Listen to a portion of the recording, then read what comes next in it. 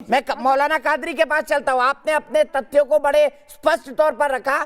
سپشٹ طور پر ایک سوال میں مولانا سعید القادری جی سے پوچھتا ہوں. قادری جی، کیا آپ کو جین صاحب کی یہ مانگ سامپردائک لگتی ہے؟ اور واقعی اگر آکرانتا ٹرکی کے تھے، ٹرکی اور اس کے آس پاس کے لوگ تھے، یہ محمد غوری کے غلام تھے، یہ سلیو ڈائنسٹی کے قطب الدین ایبک، اور یہاں پر یہ بورڈ لگا تھا، اس میں بھی لکھا تھا کہ 27 مندروں کو توڑ کے بنایا گیا. تو اگر جین صاحب یہ مانگ کر رہے ہیں تو کیا آپ کو یہ سامپردائک لگتے ہیں؟ دیکھیے، آپ جو دوسرے پینلسٹ ہیں ان کو بڑی اطمینان سے سن رہے تھے، بلکہ آرام کر رہے تھے اپنے ٹیبل پہ. بالکل. تو میں امید سر آپ اچھا بولیں گے تو آپ کے لیے بھی آرام کروں گا، پر تتھیہ رکھیے گا.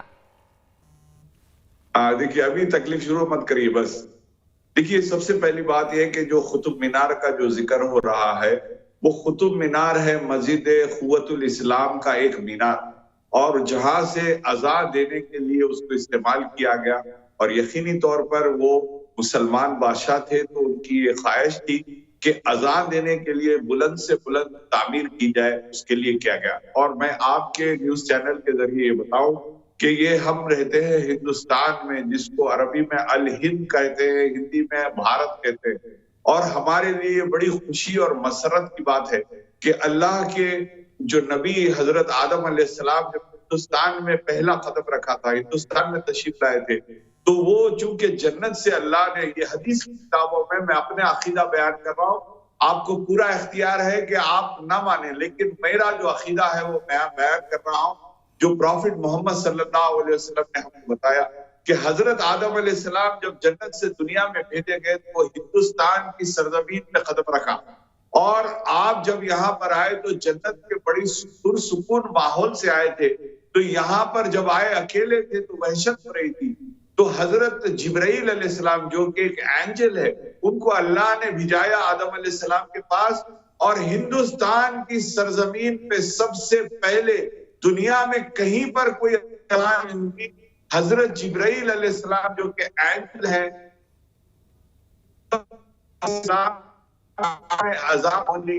تو ہندوستان پاک سرزمین ہے جہاں پر سب سے پہلے دنیا کہیں تو یہی سرزمین ہے.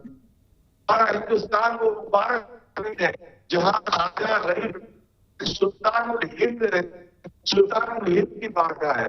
تو یہاں پر ابھی اور آدم علیہ السلام کے بعد تو نوح علیہ السلام کے زمانے میں ساری دنیا مٹ گئی. ان کے 3 بیٹے تھے، حام، شام اور جیفر.